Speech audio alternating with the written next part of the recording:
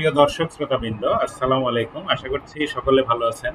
আজকে ডিএসইবিটির যে broad index, এটা কি অবস্থায় আছে এবং 2003 সাল থেকে যে চার্ট আমরা দেখতে পাই এই ইন্ডেক্সের, সেই চার্ট অনুযায়ী আজকের দিনে অর্থাৎ 7 সেপ্টেম্বর 2024-এ কিভাবে কি অবস্থায় আছে এবং কি রকম হতে পারে, কি চ্যানেল মেনটেন করছে, সেই বিষয়গুলি আপনাদের সামনে আমি তুলে ধরার চেষ্টা করব এবং এখান থেকে সূচক সম্বন্ধে একটা ভালো আইডিয়া আপনারা পাবেন আশা করছি, এবং পরবর্তী দিনগুলোতে সূচক কেমন হতে পারে, কোন জায়গাগুলি থেকে রিজেক্ট হতে পারে এবং কিভাবে সূচক চলতে পারে, এ ধরনের একটা ধারণা আমি দেওয়ার চেষ্টা করব এর হিস্ট্রি থেকে, অর্থাৎ কিভাবে 2003 সাল থেকে বর্তমান সময় পর্যন্ত সূচক চলেছে সেই বিষয়গুলি দিয়ে।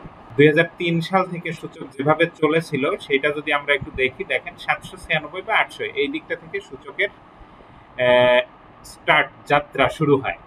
তারপরে এটা কিন্তু হায়ার হাই প্যাটার্ন ক্রিয়েট করে উপরের দিকে যায়, নিচে আসে, উপরে যায়, নিচে আসে, কিন্তু এই চলার পথে সূচক কিন্তু একটা চ্যানেল মেনটেন করে। কোনো সময় সেই চ্যানেলটাকে ব্রেকআউট করে উপরে যায়, আবার যেরকম এই জায়গাটা, এই চ্যানেলটাকে ব্রেকআউট করে উপরে গেছে, এই জায়গাটা চ্যানেলটাকে ব্রেকডাউন করে নিচে এসেছে, এখন যেখানে অবস্থান সেই চ্যানেলটাকে ব্রেকডাউন করে নিচে অবস্থান করছে। তাহলে সূচক কিরকম হতে পারে আমি যদি একটা ড্রয়িং দিয়ে আপনাদের একটু বুঝাই, তাহলে এখানে খেয়াল করলে দেখেন, এইখানে যদি খেয়াল করেন, এই যে লাল দাগটা আছে এইখান থেকে এই পর্যন্ত এবং নিচের যে লাল দাগটা, রেড লাইনটা আমি টেনেছি, সূচক কিন্তু ম্যাক্সিমাম টাইম অর্থাৎ 2003 সাল থেকে আমরা এই চার্ট প্যাটার্নটা পাই। এর আগের চার্ট প্যাটার্ন ডিএসইবিটির যে ওয়েবসাইট সেখানেও পাওয়া যায় না এবং অন্যান্য যে অ্যাপগুলি আছে তারাও এটা দেখায় না। তাহলে 2003 সাল থেকে বর্তমান সময় পর্যন্ত কিন্তু বেশিরভাগ সময় সূচক এই চ্যানেলটা মেনটেন করেছে। যতবার এই চ্যানেলের উপরের লাইনটাকে টাচ করেছে ততবার সূচক নিচে এসেছে এবং কোনোবার নিচে টাচ করে উপরে গেছে, আবার কোনো সময় নিচে টাচ না করে উপরে গেছে। আর এই জায়গাটা, এই বৃত্তের জায়গাটা যে আপনারা দেখছেন, এইখানে যদি খেয়াল করেন তাহলে আপনারা দেখবেন যে 2009 সাল থেকে 9 ডিসেম্বর, অর্থাৎ 9 ডিসেম্বর থেকে 2012 সাল পর্যন্ত সূচক কিন্তু এখানে বড় একটা চূড়া তৈরি করেছিল। তবে এই পিকটা তৈরি করেছিল 2010 ডিসেম্বরে। তারপরে যে একটা ডাউন ট্রেন্ড, বড় একটা সূচকের পতন আমরা দেখতে পাই, বিরাট বড় একটা ম্যাসিভ পতন আমি বলবো, এবং সে সময় অনেক বিনিয়োগকারী আত্মহত্যাও করেছিল এই তাদের পুঁজি হারিয়ে। তারপর থেকে কিন্তু সূচক যে খুব ভালো হয়েছে বা হওয়ার সুযোগ পেয়েছে এটা বলা যাবে না, বা ভালো হওয়ার আশা জাগিয়েছে সেটাও বলা যাবে না।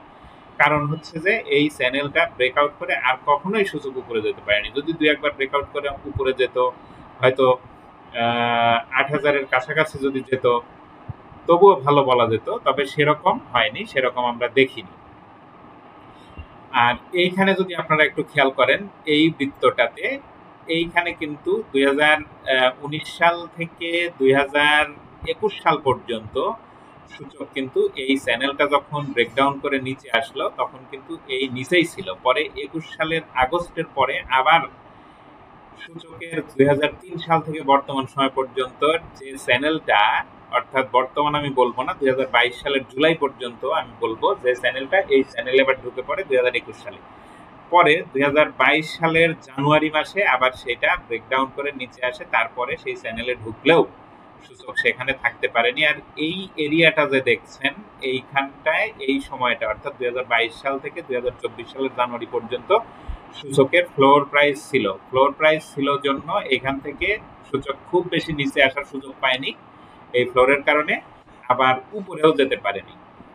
এই 6,200, 300 থেকে 6,180, 90 এই দিকটা পর্যন্ত সূচকের আপ ট্রেন্ড ডাউন ট্রেন্ড আমরা দেখেছি। ওর মধ্যে খুব বেশি যদি হয় 20% স্টক, অর্থাৎ 400-র মতো স্টক আছে, 380, 90, 95টা, সেখানে 80-90টা স্টক লেনদেন হয়েছে এবং বাকিগুলা ফ্লোরে পড়েছিল। যেগুলা একটা দুইটা স্টক লেনদেন হয়েছে, কোনোটা দিনের পর দিন চলে গেছে, যেটার কোনো টার্নওভার হয়নি, এটা আপনারা দেখেছেন। এখন সূচকের কি অবস্থা সেটা যদি আপনাদেরকে আমি বলি, তাহলে এখন যেহেতু সূচক ব্রেকডাউন করে অনেক নিচে এসেছে এবং নিচ থেকে একটা বটম ক্রিয়েট করে সূচক উপরে যাচ্ছে এবং উপরে গিয়েছিল ৬,২৫৫ পর্যন্ত গিয়েছিল এবং সেখান থেকে সূচক রিজেক্ট হয়ে নিচে ফিরে এসেছে এবং এখন একটা ডাউন ট্রেন্ড মেনটেন করছে এবং বড় একটা পতনের মধ্যেই রয়েছে। এখন কিন্তু একটা নতুন চ্যানেল সূচক ক্রিয়েট করে ফেলেছে। এই নিচের যে রেড লাইনটা আপনারা দেখছেন, এটা ২০২০ সাল থেকে এইখানে ২০২৪ সালের যেখানে বটম ক্রিয়েট করলো, অর্থাৎ এই ৫,০৭০ বা ৭৮ এই দিকটা থেকে ৬০-৭০ যেটাই হোক, এই রেড লাইনটা এবং এই যে ব্ল্যাক লাইন, এইখানে একটা চ্যানেল সূচক কিন্তু ক্রিয়েট করে ফেলেছে। কিভাবে? এই যে সর্বশেষ ১১ আগস্ট ২০২৪ যে হাইটা সূচক ক্রিয়েট করেছিল ৬,২৫২ বা ৫৩ পর্যন্ত সূচক গিয়েছিল, কিন্তু সেখানে সেটা ধরে রাখতে পারেনি। ওই দিনই অনেক নিচে এসে সূচক ক্লোজ করেছে। সেদিন সম্ভবত ৬,০১৮ বা ১৯ বা তারও কমে সূচক ক্লোজ করেছিল, সেটা আপনারা দেখেছেন। আমি সেইখানটায় যাব, তবে তার আগে এই যে চ্যানেলটা আমি দেখাচ্ছিলাম, এটাকে যদি একটু বড় করতে হয় তাহলে আসলে একদিনের ডে চার্টে যাওয়া লাগবে, সেখানে আমি যাব। তার আগে উইকলি চার্ট থেকে আমি আপনাদেরকে বুঝাচ্ছি। দীর্ঘ সময়ের চার্ট নিলে আসলে উইকলি চার্ট ছাড়া এটা সম্ভব না। তো এইখানে যে চ্যানেলটা সূচক ক্রিয়েট করেছে, উপরে ব্ল্যাক লাইন এবং নিচে রেড লাইন, এইখান থেকে এই চ্যানেলের নিচে কিন্তু সূচক যখনই হোক একটা সময় আসবে এবং সেটা যত দেরিতে আসবে, যত বেশি দেরিতে আসবে, এর হাইটা তত উপরে হবে এবং যত তাড়াতাড়ি আসবে তখন এর হায়ার হাই যে পজিশনটা সেটা তত নিচের দিকে হবে। এখন কথা হচ্ছে সূচক যেখানে বটম ক্রিয়েট করেছে সেটা ব্রেকডাউন করে আবার নিচে আসবে কিনা। তবে এখন অর্থনীতির যে অবস্থা এবং নতুন সরকার আসার পরে যে ইতিবাচক পদক্ষেপ আমরা দেখছি, তাতে যেখানে বটম ক্রিয়েট করেছে তার নিচে আসার সম্ভাবনা ওইভাবে নাই। তবে একবারে আসবে না এটা বলা যাবে না, তবে আমি তার নিচে অর্থাৎ ৫,০৭৮ এর নিচে আসার কোনো সম্ভাবনা আমি দেখি না আপাতত। তবে এখন যেখানে সূচক আছে ৫,২২৮, এখান থেকে যেহেতু ডাউন ট্রেন্ডে আছে এবং এর যে চলার পাথ এবং মুভিং অ্যাভারেজের যে ভ্যালু, সেটার নিচে সূচকের এখন অবস্থান। তাহলে যেহেতু মুভিং অ্যাভারেজের ভ্যালুর নিচে অবস্থান, তাহলে সূচক কতটুকু নিচে নামতে পারে সেইটা আমি এখন আপনাদেরকে দেখানোর চেষ্টা করব। তাহলে এখানে আমাকে ১ বছরের চার্টে আসতে হবে। ১ বছরের চার্টে যদি আসি তাহলে এইখানে আপনারা খেয়াল করলে দেখেন, এইখানে আপনাদের জন্য একটা ড্রয়িং আমি করে রেখেছি। এর আগে যেটা আমি বলছিলাম যে সূচক যে হাইটা ক্রিয়েট করেছিল, এই যে এই জায়গাটা ৬,২১০, আমি ৫২ বা ৫৩ এটা বলেছি, দুঃখিত, ওই পর্যন্ত না, ৬,২১০, ১২, ১৩। কিন্তু সেদিনের ক্লোজটা আপনারা যদি খেয়াল করেন তাহলে ক্লোজটা দেখেন ৬,০১৭ বা ১৮, এইখানে সূচক ক্লোজ হয়েছিল। আর এখন মুভিং এভারেজের যে ভ্যালু ৫,৭৪৩ এবং সেখান থেকে ব্রেকডাউন করে নিচে চলে এসেছে এবং ৫,৭২৮.৭ সূচকের অবস্থান। এবং এইখানে যে ক্যান্ডেলটা ক্রিয়েট করেছে, এইখানে বায়াররা এবং সেলাররা সমান শক্তিশালী ছিল এটা বলা যায়, কারণ একটা স্পিনিং টপ এবং এটা একটা বেয়ারিশ ক্যান্ডেল, যেহেতু বডিটা রেড। এখন কি হয়েছে, এই জায়গাটা সূচক কিন্তু এই ৫,৭০০ নিচে আসতে দেয়নি, আবার যখন উপরে গেছে তখন কিন্তু ৫,৭৫৪ বা ৫৫ এর উপরে যেতে দেয়নি। তার মানে উপরে গেলে সেল প্রেসার দিয়ে নিচে নামানো হয়েছে এবং যখনই নিচে এসেছে তখনই বায়াররা শক্তিশালী হয়ে এটাকে উপরে তুলে দিয়েছে। তাহলে রোববারে আমরা কি দেখতে পারি? রোববারে যদি বায়াররা শক্তিশালী থাকতে পারে বৃহস্পতিবারের মতো, গত বৃহস্পতিবারের মতো, অর্থাৎ তাহলে এটা আগামী দিনে যদি এখানে একটা গ্রিন ক্যান্ডেল ক্রিয়েট করতে পারে এবং সূচক এই ৫,৭২৮ বা ২৯ যেখান থেকেই হোক, এখান থেকে যদি ৫,৭৭০-৮০ এই দিকটা পর্যন্ত একটা হাই তৈরি করতে পারে তাহলে তো ভালো। আর যদি হাই তৈরি করতে না পারে তাহলে কি হবে? তাহলে এইখানে একটা বক্স আমি আপনাদের জন্য এঁকেছি এবং বক্সের যে আপার লেভেল সেটা ৫,৬৩৬ বা ৩৭, আর লোয়ার যে লেভেল সেটা হচ্ছে ৫,৫৫৭ বা ৫৮। এখন এইটা আকার একটা কারণ আছে, সেটা হচ্ছে এর আগে সূচক ডাউন ট্রেন্ডে এসে এই 6018 বা 20 এখান থেকে ডাউন ট্রেন্ডে এসে যে জায়গা থেকে পজিটিভ হয়েছিল সেই ক্যান্ডেলের বডি যদি ধরি আমি, তাহলে এটা 5600 7-8 যেটাই হোক আপনারা এটা বুঝে নিয়েন আর কি, 5600 প্লাস মাইনাস। এখন সেটা বড় ব্যাপার না, বড় ব্যাপার হচ্ছে এই জায়গায় একটা গ্রিন ক্যান্ডেল করে অনেক শক্তিশালী ভাবে মার্কেট পজিটিভ হয়েছিল 5600 লেভেলে। তাহলে এখন এখান থেকে যদি কমে যায় তাহলে 5600 লেভেলটা এই মার্কেটের জন্য একটা বেশ গুরুত্বপূর্ণ, বেশ বড় সাপোর্টই আমি বলবো, প্লাস মাইনাস 5600 এর আশেপাশে। তাহলে যদি এখান থেকে কমে যায়, আগামী রোববার যদি মার্কেট পজিটিভ না হতে না পারে, তাহলে 5600 এই দিকটা হয়তো মার্কেট চলে আসতে পারে, অথবা এই যে বক্সটা এঁকেছি বক্সের যে উপরের লাইন সেটা 5636, 37, 38 যেটাই আপনারা বলেন, এইখান থেকে মার্কেট কিন্তু পজিটিভ হয়ে যেতে পারে। তো দেখা যাক আগামী দিনে কি হয়। এবারে আমি আপনাদেরকে এখানে যে আওয়ারলি চার্টে আসলে কি অবস্থায় মার্কেটটা আছে সেটা যদি আমি আপনাদেরকে একটু আপনাদের সামনে তুলে ধরার চেষ্টা করি, তাহলে এখানে খেয়াল করলে দেখেন আমি একটা বৃত্ত দিয়ে আপনাদেরকে এখানে দেখাতে চাই, একটু খেয়াল করলে আপনারা বুঝতে পারবেন। এইখানে এই ক্যান্ডেল কয়েকটা আপনাদেরকে দেখতে হবে, এই ক্যান্ডেল কয়েকটা। কারণ হলো এটা ভালো করে খেয়াল করবেন যে প্রত্যেক ঘন্টায় একটা ক্যান্ডেল ক্রিয়েট হয়েছে। প্রথম ঘন্টায় সূচক কিন্তু অনেক নিচে চলে এসেছিল 5712 এই দিকটা, কিন্তু ওই সময় সূচকটাকে উপরে তুলে দিতে সক্ষম হয়, এবং দ্বিতীয় ঘন্টায় বুলিশ ছিল মার্কেট এবং একটা গ্রিন ক্যান্ডেল ক্রিয়েট করেছিল। পরবর্তীতে তৃতীয় ঘন্টায় যেহেতু প্রত্যেক ঘন্টায় একটা একটা করে ক্যান্ডেল ক্রিয়েট হয়েছে, তৃতীয় ঘন্টায় মার্কেট কিন্তু ফুললি বেয়ারিশ ছিল, বড় একটা মারুবুজু রেড ক্যান্ডেল ক্রিয়েট করেছে। আবার চতুর্থ ঘন্টায় অর্থাৎ 1টা থেকে 2টা এই সময় মার্কেট কিন্তু বুলিশ ছিল এবং বায়াররা শক্তিশালী ছিল, মার্কেট সূচককে উপরে তুলে দিতে সক্ষম হয়েছিল, এবং পরবর্তী যে আধা ঘন্টা থাকে সেই আধা ঘন্টায় এই পরবর্তী ক্যান্ডেলটা ক্রিয়েট হয়েছে, এবং এই ক্যান্ডেলটা দেখাই যায় এটা একটা পিনবার অথবা ইনভার্টেড হ্যামার বলা যাবে না, একটা পিনবারই বলা যায়। আর এইটা গ্রিন, তবে বুলিশ, কিন্তু মারাত্মক সেল প্রেসার ফেস করেছে শেষের আধা ঘন্টা, এটা বোঝাই যাচ্ছে। তাহলে যেহেতু আমি আওয়ারলি চার্টে আসি, এখন আওয়ারলি চার্টে যে জায়গা থেকে মার্কেট এর আগে পজিটিভ হয়েছে, এইখানে যদি আপনারা খেয়াল করলে দেখেন, আমি একটু ব্রাশ শ্যাডো দিয়ে আপনাদেরকে একটু দেখাতে চাই, এইভাবে কিন্তু মার্কেটটা চলছে। তাহলে নিয়ম অনুযায়ী মার্কেটের এইখানে আসার কথা, এইখানে কত 5600 প্লাস মাইনাস, এইখান থেকে এসে মার্কেট পজিটিভ হওয়ার কথা। এবং যদি এরকম হয়, আর এই নেকলাইনটা, এই যে এখানে যে নেকলাইনটা আছে, আপনাদেরকে আমি একটু দেখাই যে এই নেকলাইনটা, এই জায়গাটা ভালো করে খেয়াল করবেন, এই 5836 এই কয়েকদিন আগে যে হাই হয়েছিল অর্থাৎ 5838, যদি এই নেকলাইনটায় যেখান থেকে মার্কেট পজিটিভ হোক, 5600 প্লাস মাইনাসই হোক, আর এই জায়গাটা 5660-65 যে জায়গা থেকেই হোক, যদি এই নেকলাইনটা ব্রেকআউট করে মার্কেট উপরে যেতে পারে, তাহলে এই জায়গাটা, যে জায়গায় মার্কেট গিয়েছিল এর আগে 6216-18 যেটাই হোক, সেই জায়গাটা পর্যন্ত মার্কেট যাওয়ার একটা সম্ভাবনা তৈরি করবে। তবে এই নেকলাইন অর্থাৎ 5838 এইটা ব্রেকআউট করতে হবে এইখান থেকে যদি মার্কেট পজিটিভ হয়।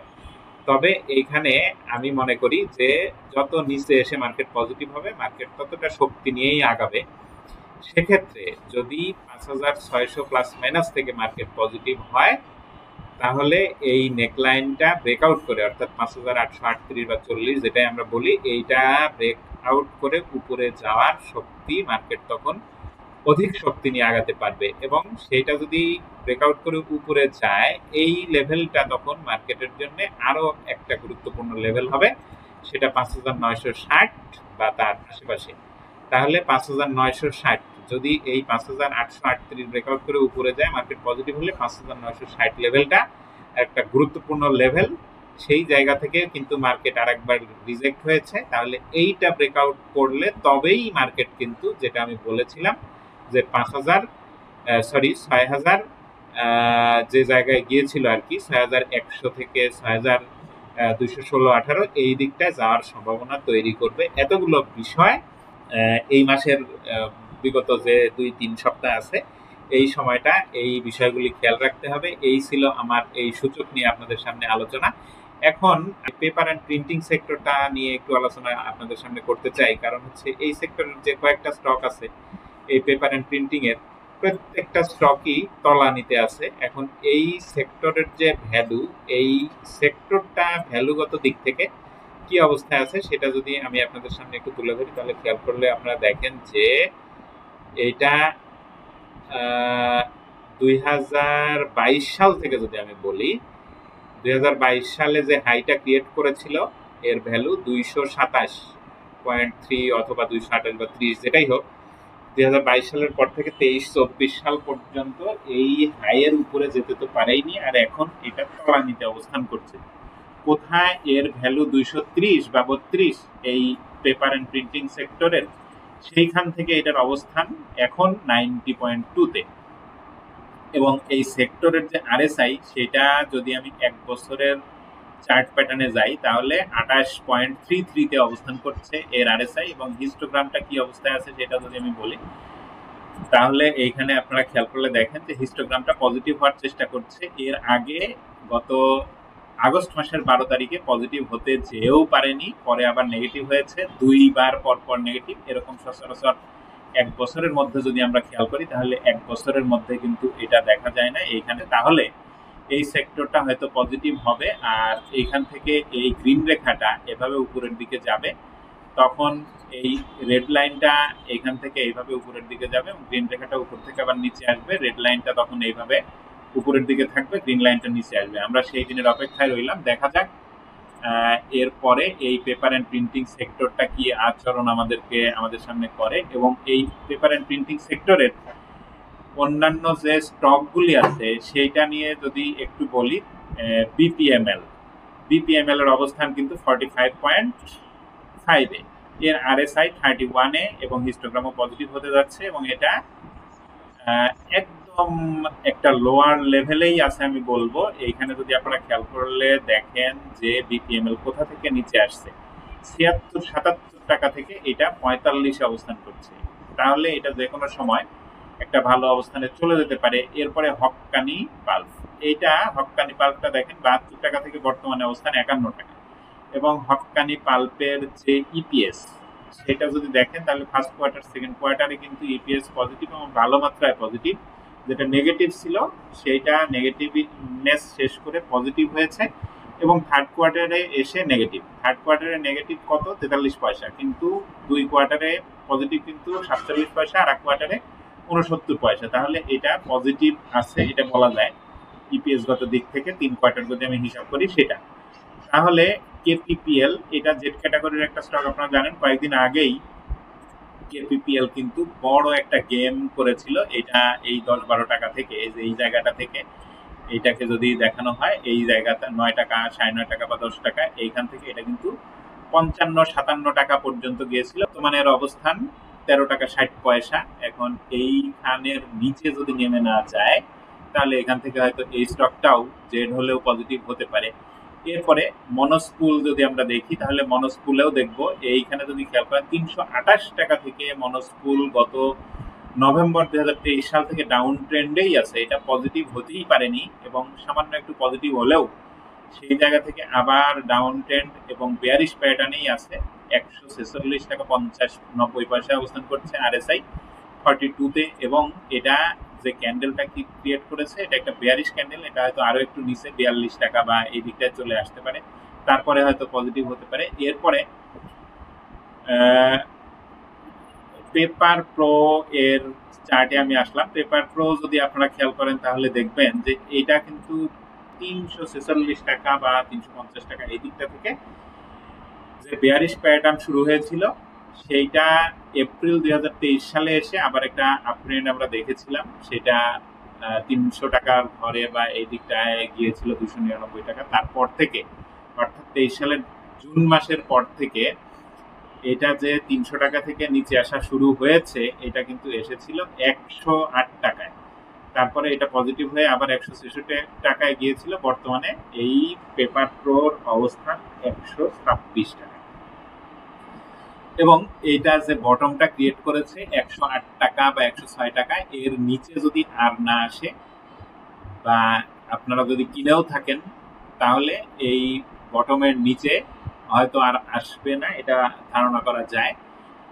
এখন যদি নিচে আসে তাহলে 116 টাকা যেখানে আছে এখান থেকে 116 টাকায় আসতে পারে। এটা কিভাবে? এটা যদি 1 বছরের চার্টে আমি যাই, এখানে দেখলে দেখবো যে এটা কিন্তু মুভিং এভারেজের যে ভ্যালু 129 টাকা 20 পয়সা, সেটা ব্রেকডাউন করে নিচে এসেছে এবং এটা সেল প্রেসারে আছে, বোঝাই যাচ্ছে। তাহলে এটা 120 টাকা পর্যন্ত আসার একটা সম্ভাবনা তৈরি করেছে পেপার প্রো। দেখা যাক পরবর্তীতে কি হয়। এরপরে আমি সোনালী পেপারের চার্টে আসলাম। এই স্টকটাও কিন্তু কোত্থেকে নিচে এসেছে এটা যদি আপনারা একটু দেখেন, এই সোনালী পেপার, তাহলে খেয়াল করলে দেখেন যে সোনালী পেপারের অবস্থান 2021 সালে ছিল কিন্তু 99 টাকায়। এই স্টকটা সেইখান থেকে চলে গিয়েছিল 974 টাকায়, এবং এইখানে একটা ডাবল টপ ক্রিয়েট করেছিল। যদি আমি দেখাই, এই জায়গাটা খেয়াল করবেন, এইটা এবং এইটা, এই দুইটা সময় হচ্ছে একটা 22 সালের এপ্রিল আর একটা হচ্ছে 21 সালের ডিসেম্বর। এই দুইটা সময়ের মধ্যে ডাবল টপ ক্রিয়েট করে পরবর্তীতে এইটা আবার একটা বড় ফল হয়, বড় একটা পতন হয় এবং 500-তে চলে আসে, 516, 518 বা 490, 95 এই দিকটা। এইখান থেকে এটা পজিটিভ হওয়ার চেষ্টা করে, তবে পজিটিভ হয়েছিল, হয়ে এটা 907 টাকা পর্যন্ত বা 10 টাকা পর্যন্ত গিয়েছিল। তারপরে এটা আর তার আশেপাশে যেতে পারেনি, 730 টাকা বা 720 টাকা এদিকে গেলেও তারপর থেকে যখন ফ্লোর তুলে দেওয়া হলো জানুয়ারি মাসের 21 তারিখে 2024 সালের, তারপরেই থেকেই এটার একটা ডাউন ট্রেন্ড আমরা দেখছি, এইভাবে এসেছে আপনারা দেখবেন। এখন এইটাকে যদি 1 বছরের চার্টে আমি দেখাই যে কি অবস্থায় আছে এই সোনালী পেপার, অনেক ভালো একটা স্টক। ফান্ডামেন্টাল দিকটা যদি আমি আপনাদেরকে বলি তাহলে দেখেন যে গত বছরও কিন্তু 40% ক্যাশ ডিভিডেন্ড দিয়েছে। এবারে ইপিএস ফার্স্ট কোয়ার্টারে মাইনাস, সেকেন্ড কোয়ার্টারে পজিটিভ, থার্ড কোয়ার্টারে বেশ বড় ধরনের মাইনাস। এখন ইপিএস যদি গত বছরের মধ্যে মতো গেইন নাও করতে পারে, অনেক কমও যদি করে, তাহলে অন্তত 20% ক্যাশ ডিভিডেন্ড দিবে। এই ফার্স্ট কোয়ার্টারের হিসাব করলে আমরা যদি দেখি যে ফার্স্ট কোয়ার্টারে তো তার 5.5 টাকার উপরে, আর এইদিকে মাইনাস 3 টাকা 67 পয়সা, তাহলে ইপিএস পজিটিভ হয়, সেখানে 3 টাকা যদি গেইন করে ফেলতে পারে first quarter, second quarter, third quarter মিলে, তাহলে তো 20% বা 15% থেকে 20% ক্যাশ কিন্তু দিতে পারে। তাহলে এটা একটা ফান্ডামেন্টাল স্ট্রং, ফান্ডামেন্টাল ভিত্তির একটা স্টক, এটা বোঝা যায়। তবে এটা বটম ক্রিয়েট করার চেষ্টা করছে এবং এটা একটা হ্যামার ক্যান্ডেল ক্রিয়েট করেছিল গত 3 সেপ্টেম্বর করে। এটা একটু আশা জাগিয়েছিল, আশা জাগিয়েও পরে সেটা ধরে রাখতে পারেনি এবং সেই যে লো ছিল 159, সেটাকে ব্রেকডাউন করে নিচে তার অবস্থান অর্থাৎ 157-তে, এবং মুভিং এভারেজের ভ্যালু 188.60 টাকা বা 188.60, সেখান থেকেও নিচে অবস্থান করছে। আর এটা যদি পজিটিভ হয়ও তাহলে কোন জায়গা পর্যন্ত যেতে পারে এই সোনালী পেপার, সেটা যদি আমি আপনাদেরকে একটু দেখানোর চেষ্টা করি তাহলে কয়েকটা জায়গা আপনাদেরকে খেয়াল করতে হবে। সেটা হচ্ছে এটা দিয়ে যদি আমি দেখাই, এই জায়গাটা আপনাদের অবশ্যই নজরে রাখতে হবে। এটা লাল করে যদি দেখাই, এখন খেয়াল করেন এই জায়গাটা, তার মানে এই জায়গাটায় কিন্তু একটা বটম ক্রিয়েট করেছিল 259 টাকা করে, এটা কিন্তু 296 টাকা পর্যন্ত গিয়েছিল। পরবর্তীতে আবার এই 260 টাকা 62 টাকা থেকে এটা কিন্তু আবার 332 টাকায়, যে পরবর্তীতে এই জায়গাটাতে একটা বটম কিন্তু সে ক্রিয়েট করতে যেও পারে নাই। এই জায়গাটা যখন বটম ক্রিয়েট করতে পারলো না এবং 258 ব্রেকডাউন করে 257 ব্রেকডাউন করে নিচে চলে আসলো, তখনই এইটার যে পতনটা শুরু হলো। এই পতন আর থামছে না, এখন এই জায়গায়ও একটা